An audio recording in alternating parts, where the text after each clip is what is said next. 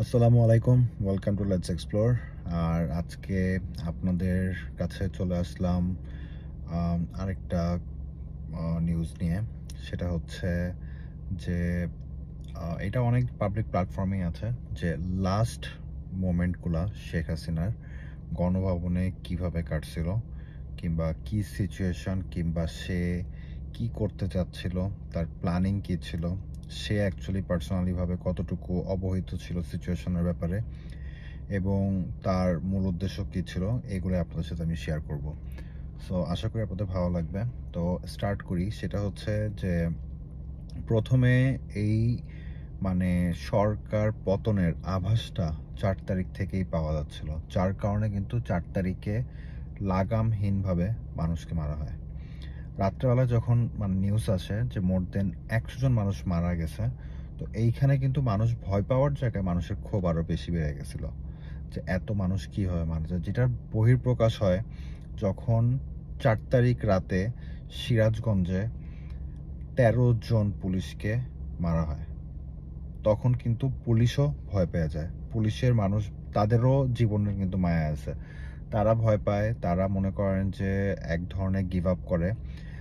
Give up করার কারণ তাদের সংখ্যাও কমতে থাকে, তাদের অনেকেই মনে করেন ভয় পাচ্ছিল, আর তারা লাগাতার ডিউটি করছিল, তারাও কিন্তু পেশেন্স হারায় ফেলতেছিল। আর মানুষ কিন্তু মারতে মারতে তারাও টায়ার্ড হয়ে যাচ্ছিল। তো এই সময় হচ্ছে যে পুলিশ কিন্তু সব থেকে বেশি আওয়ামী লীগের চামচামি করছে। আর পুলিশ হচ্ছে যা বলছে সেটাকেই পালন করছে, কোনো কিছু চিন্তা করে নাই which is right or wrong. তারা জাস্ট খালি গো হ্যাড ফলো দ্য অর্ডার, তা করে গেছে। এরপর আর্মির মধ্যে আগে থেকেই একটা কু হওয়ার আভাস পাওয়া যাচ্ছিল, এটা বেশ কিছুদিন ধরে, যখন থেকে আর্মিকে নামানো হয়েছে। কারণ আর্মির যে প্রধান, সবাই জানে যে সে হচ্ছে শেখ হাসিনার ঘনিষ্ঠ একজন, তাকে ওই পদে বসানোই হয়েছে শেখ হাসিনার ফেভার দেওয়ার জন্য।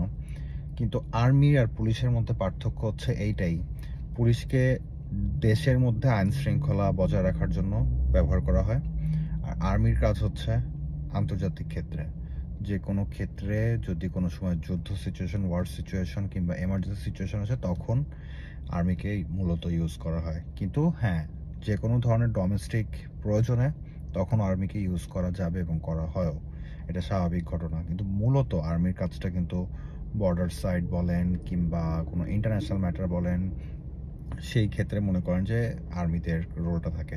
আর আর্মিদের কিন্তু সবসময় ফরেন একটা এক্সপেরিয়েন্স নিয়ে ওরা থাকে, ফরেন মানুষদের এক্সপেরিয়েন্স নিয়ে চলে।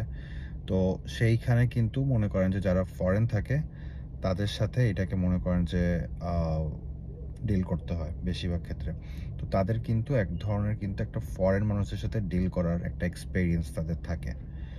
এটা কারণ তারা অনেক ধরনের বাইরে ইউএন এর শান্তিরক্ষা মিশনে অনেক জায়গায় যায়, তাদের কিন্তু একটা ফরেন মানুষ ডিলের একটা এক্সপেরিয়েন্স কিন্তু থাকে, যেটা আমাদের পুলিশের মধ্যে থাকে না। তো পুলিশ হচ্ছে ডোমেস্টিক কাজটাই করে। তো সেই ক্ষেত্রে যখন আর্মিকে যদি কোনো ক্ষেত্রে বলা হয় যে ডোমেস্টিক নিজের দেশের মানুষের উপরে হামলা করো, তখন কিন্তু আর্মি সেটা কিন্তু করবে না, কারণ তারা কিন্তু দেশের মানুষের জন্যই কাজ করে, দেশের মানুষের টাকাই তারা কিন্তু চলে। সো দেশের মানুষেরকে যে আপনারা তারা যে এইভাবে করে যে ইউজ হবে দেশের মানুষের এগেনস্টে, কোনো দিনও না। তো তারা এটাকে পুরোপুরিভাবে ডিনাই করে, এবং তারা এটাও জানতো যে পুলিশ প্রশাসন জনগণকে মারতেছে, বাংলাদেশের মানুষকে মারতেছে। তাদের কাজ কিন্তু এটাই, সেটা বর্ডারে হোক আর যেই জায়গাতেই হোক, তাদের কাজ কিন্তু এটাই যে দেশের মানুষকে রক্ষা করা। তো তখন কিন্তু ভিতরে ভিতরে এরকম একটা কু হওয়ার, কুটা হচ্ছে এইটা যে আর্মিতেরই দুইটা পক্ষ হয়ে যাবে। যেমন আর্মিতে যারা টপ লেভেলে, যাদেরকে শেখ হাসিনা বসায় রাখছিল, তো তারা মনে করেন যে শেখ হাসিনা অর্ডার ফলো করতে যাবে, কিন্তু যারা অ্যাকচুয়ালি মূল জিনিসটাকে এক্সিকিউটিভ করবে তারাও কিন্তু সোলজার, সৈন্য সৈনিক যা বলেন, এখন কিন্তু তারা কিন্তু এটা কখনোই করতে চাচ্ছিল না। তো তারা এটা বলছিল, কিংবা এরকম ভিতরে ভিতরে এরকম আভাস ছিল যে যদি এরকম অর্ডার আসে, তারা প্রয়োজনে তাদের এগেনস্টে ফাইট করবে, বাট জনগণের এগেনস্টে না। কারণ তারা তাদের বিবেকটাকে ইউজ করে যে কোনটা রাইট কোনটা রং। তো তখন যখন এরকম সিচুয়েশন ওয়াকার পেয়ে যায় আর্মি জেনারেল, তখন সে কিন্তু আর্মির মধ্যেই বুঝতে পারে যে এখানে মানে সেও কিন্তু আর্মির হাতে মারা যাবে এমন একটা সিচুয়েশন কিন্তু চলে আসছিল। তো সেও এটাকে কিন্তু বুঝতে পেরে তারা কিন্তু বলে যে না, আমরা 2 ভাগ হয়ে কাজ করব না, আমরা 1 ভাগ হয়েই কাজ করব। তারা তাদের মধ্যে কিন্তু এটা আলোচনা হয়, হয়, এবং সে বলে যে আমি প্রধানমন্ত্রীর সাথে, তখন প্রধানমন্ত্রী ছিল শেখ হাসিনা, তো তার সাথে কথা বলবে বলে তাদেরকে আশ্বস্ত করে। আর যখন সে দেখে যে পুলিশকে দিয়ে কোনো কাজ হচ্ছে না, পুলিশ মারা গেছে, এবং পুলিশের আইজিপি যখন বলছে যে আমাদের কন্ট্রোলে আর কিছু নাই, এটা কিন্তু আগের দিন 4 তারিখে রাত্রেবেলায় এটা মনে করেন যে কথা হয় যে আমাদের হাতে কোনো কিছু নাই, সুতরাং আমাদেরকে এখন আমরা কোনো কিছু করতে পারবো না, আমরা কিন্তু কন্ট্রোল করতে পারবো না। 5 তারিখ লং মার্চ, আপনি শেখ হাসিনার সাথে কথা বলেন, আপনি তাকে বোঝানোর চেষ্টা করেন। এরপরে ওই দিন রাত্রেবেলায় কিন্তু ফার্স্ট আপনার আর্মি জেনারেল কথা বলে প্রধানমন্ত্রী শেখ হাসিনার সাথে, এক্স প্রধানমন্ত্রী শেখ হাসিনার সাথে।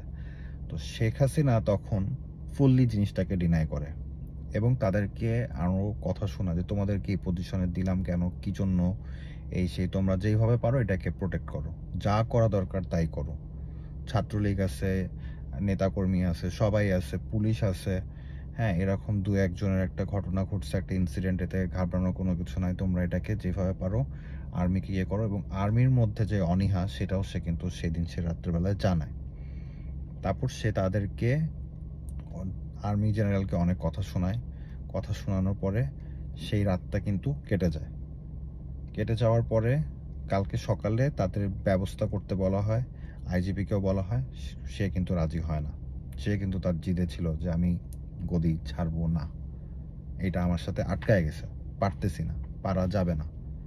হ্যাঁ, হয় আমি এই মানুষ মারবো, নিজে মরবো, তো সেই কথা তো আর মনে করেন যে বলে নাই একবারও। আমি জানি না যে সে বলছে কিনা যে আমি এইখানেই থাকবো, গদির মধ্যেই বসে থাকবো, মারলে আমাকে মারুক, সে কথাটাও সে বলে নাই। সে বলছে যা করার করো, তোমাদের আমি দিছি এই জন্য, হ্যাঁ, এরা দুর্বৃত্ত, এরা সন্ত্রাসী, এরা এরকম সেরকম উল্টাপাল্টা, তোমরা এদেরকে টেক কেয়ার করো মানে মারতে থাকো, স্ট্রেট এটাই বোঝানো হয়েছে। এরপর সে রাজি হয় না। এরপরে যখন পরের দিন নেক্সট ডে সকাল 9টার দিকে তাকে আবার বোঝানো হয়, তখন বোঝানো হয় যখন সব জায়গা থেকে রিপোর্ট আসতে থাকে যে শাহবাগে উত্তরাতে পাবলিকের অনেক সমাগম, ঢাকার বাইরে থেকে অনেক মানুষ চলে আসছে, এত মানুষ যেখানে এরকম করে ফায়ার করা পসিবল না। আর আর্মি সম্পূর্ণভাবে ডিনাই করছে যে এটা পারবো না আমরা করতে, এটা আমাদের পক্ষে করা সম্ভব না, নাহলে এইখানে এরকম প্রবলেম হবে। তখনও সে কিন্তু মানে রাজি না। সে কখন রাজি হয়েছে, অ্যাকচুয়ালি যখন ইন্ডিয়া থেকে আপনার ইন্টেলিজেন্স রিপোর্ট আসছে, মানে রয়ের থেকে রিপোর্ট আসছে যে আপনার এখানে খুবই ফাস্ট স্পিডে গণভবনের দিকে মানুষ আগানো শুরু হয়েছে। মানুষ প্রথমে সমাবেত হয়েছে, তারপর এখান থেকে কিন্তু ডিসিশন হয়েছে লেটস মুভ। যখন এই জিনিসটা শুরু হয়েছে, কারণ এর ভিতরেই কিন্তু রয়্যাল এজেন্টরা ছিল, তো যখন এই জিনিসটা যখন মোটামুটিভাবে কথা হয়েছে যে এইখানে আসবে, তারা এই ধরনের আলোচনা চলতেছে, তখন কিন্তু শেখ হাসিনাকে জানানো হয় এবং সে তখন কিন্তু মানে 3 বাহিনীর প্রধান, বিমান বাহিনী, নৌবাহিনী এবং সেনাবাহিনী প্রধানকে নিয়ে আলোচনায় বসে, এবং সেইখানেও সে মনে করেন যে একই কথা বলতে থাকে, কিন্তু সে কোনোভাবেই রাজি হয় না। এরপর যখন রাজি হয় না, তখন শেখ রেহানাকে জানানো হয়, শেখ রেহানাকে বোঝানো হয়, বলা হয়, আর সেটা আর্মি প্রধানই বলে, কারণ আর্মি প্রধানই কিন্তু তাদের ক্লোজ। তো আর সেখানে একমাত্র আর্মি প্রধানের কারণেই কিন্তু তারা এরকম এক্সিট স্পেসটা পাইছে। তো বোঝানোর পর সেও তখন রাজি হয় না, এবং তারপর তাকে ফাইনালিভাবে বোঝানো হয় সজীব ওয়াজেদ জয়ের দ্বারা। তো সজীব ওয়াজেদ জয়কে যখন জানানো হয় ফোনে, তখন সজীব ওয়াজেদ জয় ভয় পাইছে, নার্ভাস হয়ে গেছে। বলছে যে যান বাঁচানো ফরজ, ক্ষমতার থেকে যান বাঁচানোটা ইম্পর্টেন্ট, সো তুমি ওইখান থেকে চলে যাও। এর মধ্যে কিছু কথা যেমন সচিবাজয় বলতেছে যে সে টুঙ্গিপাড়া যেতে চাইছে, ক্ষমতা হস্তান্তর করতে চাইছে কিংবা ক্ষমতা ছাড়তে চাইছে, পদত্যাগ করতে, সে এরকম কিন্তু কোনো কিছুই চায়নি। ছেলে কিন্তু সেটা আগেই সে করতে পারতো, করে তারপর সে যখন দেখছে তার কোনো গতি নাই, কোনো উপায় নাই, ফার্স্টে তো সে দেশ ত্যাগ করছে। সে তো কেন টুঙ্গিপাড়ায় যায় নাই, সে তো অন্য কোনো জায়গায় যায় না, সে একদম দেশ ছেড়ে দিছে, কারণ সে বুঝতে পারছে বাংলার মানুষ তাকে আর সহ্য করবে না, আর সেই সাহসটাও তার ছিল না। তার নিজের দলীয় লোকদেরকে এরকম বিপদের মধ্যে ফেলে রেখে দিয়ে চলে গেছে। তো যারা ছাত্রলীগ, যুবলীগ, যারা মানে এরকম মানে চাটুক যাদেরকে বলবো, যেরকম চাটাচাটি করে আওয়ামী লীগ করে আসছে, তো তাদেরও বোঝা উচিত যে তারা কি রাজনীতি করতো তারা। তো সেইখান থেকে তারপর তারা মনে করেন যে যখন এটা বলা হয় তখন সে রাজি হয়, এবং সে তখন মনে করেন তাকে পরে সে জাতির উদ্দেশ্যে ভাষণ দিতে চায়। সেই জাতির উদ্দেশ্যে ভাষণ তাকে দেওয়ার বলা হয় যে না, সেই সময় নাই, আপনাদের 45 মিনিটস আছে, এর মধ্যে যা যা প্যাক করার, গুছানো যা করার সেগুলো করে আপনি বের হন। এর মধ্যে কিন্তু ইন দ্য মেইন টাইমের মধ্যে 45 মিনিটসটা কীভাবে করে সে পাইছে, তখনই কিন্তু ইমিডিয়েট ট্রান্সপোর্টেশনের ব্যবস্থা করা হয়েছে। ওই ট্রান্সপোর্টেশন ব্যবস্থাটা আসতে যতক্ষণ লাগে সেই সময়টাই তাকে দেওয়া হয়েছে। তাকে কিন্তু এই জন্য না যে গণভবনে এতক্ষণ মানুষের চলে আসবে, গণভবনে মানুষ আসতে আর একটু সময় লাগবে, কিন্তু এই সময়ের মধ্যে বের হতে হবে। আর এখানে কিন্তু এরকম সিচুয়েশন না যে মানে মুভির মতো লাস্ট মোমেন্টে সবাই দৌড়ায় আসতেছে আর প্লেনটা উড়ে গেল, এরকম কিন্তু সিচুয়েশন না।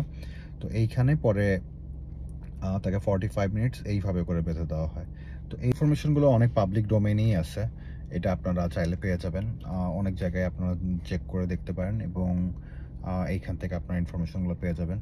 তো তারপরে যেটা হয় যে আর্মির মনে করেন যে আপনার ফার্স্টে যে হেলিকপ্টারটা আসে ওইখান থেকে আপনার এটা চলে যায় এয়ারপোর্টে, তেজগাঁও বিমানবন্দরে। ওইখানে আপনার করে হেলিকপ্টার ল্যান্ড করে, এবং ওইখান থেকে সরাসরি রানওয়েতে প্লেন রেডি করা ছিল। মানে এতটুকু ভয়, মানে রিস্কটা নেয়নি যে মানুষ যদি কোনোভাবে যদি জানতে পারে যে শেখ হাসিনা এখন গণভবনে না তেজগাঁও এয়ারপোর্টে, তাহলে মানুষ ওইখানেও চলে যেতে পারে। যার কারণে তেজগাঁও এয়ারপোর্টে যে প্লেন, হারকিউলিস প্লেন ছিল C7, তো ওইখানে আপনার পুরো রানওয়েতে প্লেন রেডি ছিল, শেখ হাসিনা ভিতরে ঢুকবে অ্যান্ড জাস্ট টেক অফ।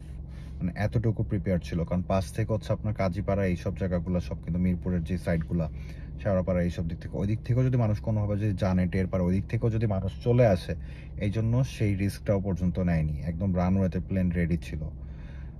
বিজয় সরণির দিক থেকেও মনে করেন যে টেক অফটা করেনি। তারপর যাই হোক, তারপর মনে করেন ওইখান থেকে সরাসরি সে, আপনারা একটা ভিডিও ফুটেজ দেখেছেন যে ওইখান থেকে হচ্ছে যে আপনার একটা এসইউভিতে করে উঠে সে প্লেনের পর্যন্ত যায়, এবং ওইখান থেকে টেক অফ করে প্লেনটা কিন্তু ফার্স্টে যায় হচ্ছে, যেটা হেলিকপ্টারের কথা বলা ছিল, এটা আসলে সরাসরি যে মানে বর্ডার ক্রস করছে তা কিন্তু না। পরে ওই এয়ারক্রাফট যায় হচ্ছে ফার্স্টে আগরতলার দিকে যাওয়া যেতে চেয়েছিল, কিন্তু পরে কলকাতার দিকে যায়। কলকাতার এটিসির কাছে ল্যান্ডিং পারমিশন চায়, কিন্তু কলকাতা ডিনাই করে। কলকাতা ডিনাই এই জন্য করে কারণ কলকাতার এইখানে সেন্ট্রালের দিক থেকে ইন্ডিয়ার যে সেন্ট্রাল গভর্নমেন্ট আর যে স্টেট গভর্নমেন্ট, তো ওইখানে আগে থেকেই কথা হয়েছিল যে কলকাতায় ল্যান্ড করতে দিলে রিস্ক হবে, কারণ কলকাতায় অনেক বাঙালি যারা হাসিনার বিরোধী, অনেকে তাকে এখানে হয়তো আরেকটা প্রবলেম, ইন্টারনাল ইন্ডিয়ার প্রবলেম হতে পারে। তো যার কারণে তাকে সেফলিভাবে আনার জন্য তাকে আনা হয় দিল্লিতে আসে। দিল্লিতে আসার পরে বিকাল 5:30 এরকম দিকে হচ্ছে হিন্ডন এয়ারপোর্টে, এটা হচ্ছে একটা সামরিক ঘাঁটি, তো ওইখানে আপনার প্লেনটা ল্যান্ড করে, এবং ওইখান থেকেই আদিত্য দোভাল যে ইন্ডিয়ার যে সিকিউরিটিতে আছে, নরেন্দ্র মোদীর ক্যাবিনেটের একজন, তো ন্যাশনাল সিকিউরিটি হেড, তো সে তাকে ওয়েলকাম করে এবং তাকে একটা মানে নিরাপদ সেফ হাউসে, যেটা হুইচ ইজ আননোন, এইখানে তাকে রাখা হয়। তো এখনো পর্যন্ত সে ওইখানেই আছে। তারপর লন্ডনে তো বললো যে লন্ডনে অ্যাপ্লাই করছে, ফিনল্যান্ডে অ্যাপ্লাই করছে, স্পেনে অ্যাপ্লাই করছে। জয় বলল যে করেনি, এগুলো এখন আসলে প্রসেস করতেছে। তারা এখন যখন হবে সেটাকেই বলবে। তাদের একটা নিজের একটা ইগো বলে, একটা সেলফ রেসপেক্ট বলে কথা আছে, যার কারণে বলতেছে যে না আমরা কোনো জায়গায় এখানে করিনি। এখানে আসলে করা হয়েছে, কিন্তু মনে করেন যে এখানে সব কিছু এগুলো হোল্ডে আছে। তো এগুলা যখন মানে শেষ হবে তখন এইখানে জানা যাবে যে আসলে যে সে কোথায় যাবে না যাবে। তো মোস্ট প্রবাবলি তার ইংল্যান্ডে যাওয়ার পসিবিলিটিটাই বেশি, যখন একটু পরিস্থিতি শান্ত হবে তখন হয়তো বা, কারণ ইংল্যান্ডেও গেলেও ওইখানে গেলেও অনেক থ্রেট থাকতে পারে। তো যার কারণে ওরাও চাবে না যেরকম ধরনের একটা ট্রাভেলের মধ্যে পড়তে, কিংবা এরকমভাবে সিকিউরিটি দিতে হবে, ওদের খরচা দিতে হবে। তো এই জন্য এটা চাবে না। তো এখন কোথায় যায় দেখার বিষয়। আর এইখানে আরেকটা বিষয় নিয়ে কথা বলবো, যেটা আমি এই যে অনেকগুলা ভিডিও এইসব দেখি। এই যে আমি একটা জার্নালিস্ট, যে আপনারা সবাই চিনেন, ইলিয়াস, ঠিক আছে, যে আমেরিকায় থাকে, তার কথা শুনতাম, বেশ ভালো লাগতো। একটা কথা আজকে শুনলাম, খুবই মেজাজটা খারাপ হলো। বলতেছে যে সুশীল সমাজের কারণে নাকি যে বলতেছে যে সংসদে যে সিগারেট খাইছে, চেয়ার ইয়ে করছে, হাসিনার বিছানা ইয়ে করছে, এইগুলা এই সেই করছে, ঘর ধর হাসিনার ঘর ভাঙছে, হাসিনার ইয়ে ভাঙছে, বলতেছে সেটা করবে না তো কি করবে। তাহলে তো ভাই আপনাকে তো বলতে হয়, আপনি তো নিজেই মানলেন যে এগুলো হাসিনার ঘর, এগুলো হাসিনার সম্পত্তি। দেশ তো বাপের, ওর না, ওর বাপের না। তা এই সম্পত্তিও তো ওর না, ওর বাপের না। এগুলো কার জিনিসগুলো ভাঙলো? একটুখানি কথা বলবেন, একটু মানে বিবেক খাটায় কথা বলবেন। সে বলতেছে সুশীল সমাজ, তারা এই কষ্ট করে এগুলা করছে, তারা এগুলা করছে, তারা এরকম ধরনের ইয়ে করছে, তাদের ক্ষোভ ছিল, ইয়ে ছিল। তো তাদের ক্ষোভ থেকে ভাই হাসিনাকে পেতো, মারতো। হাসিনার মানে বাপের ঘর জ্বালাইছে বঙ্গবন্ধুর ইয়ে, আর ওইটাও তো এখন তো হাসিনার তো দেশেরই না। তো ওইগুলা জ্বালানোর মানে কি? এগুলা ধ্বংসযজ্ঞ কোনোদিনও কোনো কিছু ভালো না। যেখানে আপনার যেটা অ্যাচিভ করার সেটা অ্যাচিভ করে ফেলছেন। অ্যাচিভ করার আগে পর্যন্ত ঠিক ছিল। যদি হাসিনা থাকা অবস্থায় গণভবনে কেউ কোনো কিছু ধরনের ইয়ে করতো তখন ঠিক ছিল, কিংবা যদি মানে 32 নম্বরের ধানমন্ডিতে কোনো কিছু করতো তখন ঠিক ছিল। কিন্তু যখন আপনার কাজ হয়ে গেছে, এরপর তো ধ্বংসযজ্ঞের কোনো কারণ, কোনো মানে হয় না। নিজেদের জিনিসগুলোকেই, হ্যাঁ, একটা জিনিস বাঁচানোর জন্য, যেমন স্টুডেন্টরা প্রোটেস্ট করছে, রাস্তাঘাট ভাঙছে, অনেক কিছু ভাঙছে, হ্যাঁ, নিজের দেশের সম্পত্তি ভাঙছে, ঠিক আছে, তারাই কিন্তু আবার ঝাড়ু দিচ্ছে, ইয়ে করতেছে। তো এইগুলা মানে সন্ত্রাসী, দুর্বৃত্ত এই মধ্যেও যে ছিল, এটা সবাই জানে, সবাই বুঝতেছে। সুবিধাবাদী কিছু মানুষ ছিল, এটা সবাই জানে, সবাই বুঝে। নাহলে মেট্রো রেল কেউ কোনোদিনও ভাঙতো না। মেট্রো রেল সাধারণ মানুষের উপকারে আসে, শেখ হাসিনার উপকারে আসে না। সে বানা দিছে জাস্ট খালি ভোটের জন্য। সে বানাইছে, ওইখান থেকে দুর্নীতি করছে। মূল উদ্দেশ্য, সে হচ্ছে 10 টাকা দিয়ে বানালে সে 100 টাকা কাজ নিয়ে সে 90 টাকা দুর্নীতি করছে। ফর এক্সাম্পল, এক্সাক্ট নাম্বার আমি কোনো কিছু জানি না, বাট এটা সবাই জানে, বুঝে।